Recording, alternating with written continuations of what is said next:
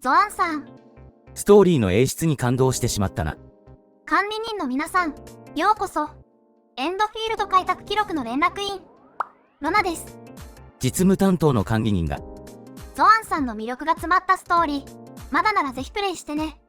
ではでは、今回の動画で作るのはこちら。非動装備部品。育成に必要な非動装備部品のライン解説だよ。新しい設備が増えているけど大丈夫。できるだけ丁寧に解説するよ。じゃあ早速完成した生産ラインを見てみよう。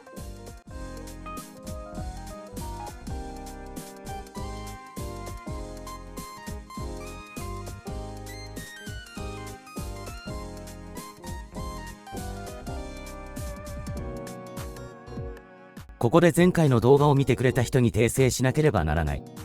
本来金層1個で安定単塊を2個作ることができるのに、単塊1個でできる単塊粉末の量を勘違いし設備が多くなってしまっていた。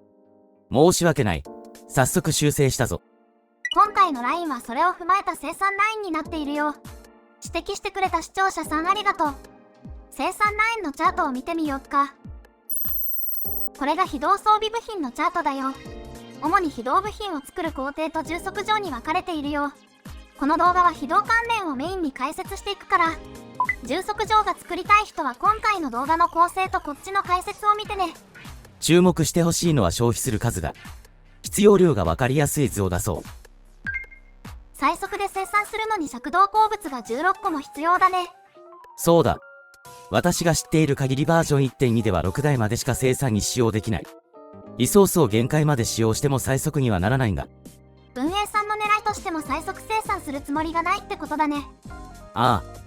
だがそもそも装備部品は装備を作るときしか使わないだろう。このラインは最速の8分の1の速度で1日1080個生産できる。作るだけなら1体分で200個あれば十分だ。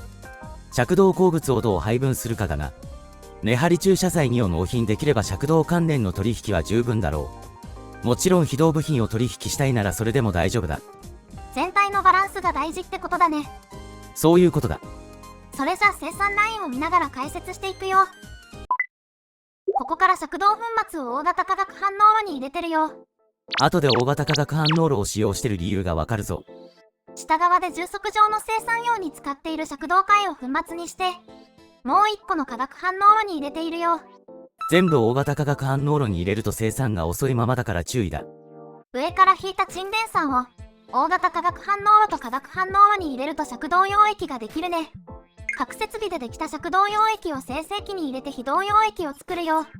副産物の沈殿酸は排水処理機で処理できないから沈殿酸の池に排水してね。ここで使うまで排水処理機で処理できると思っていたぞ。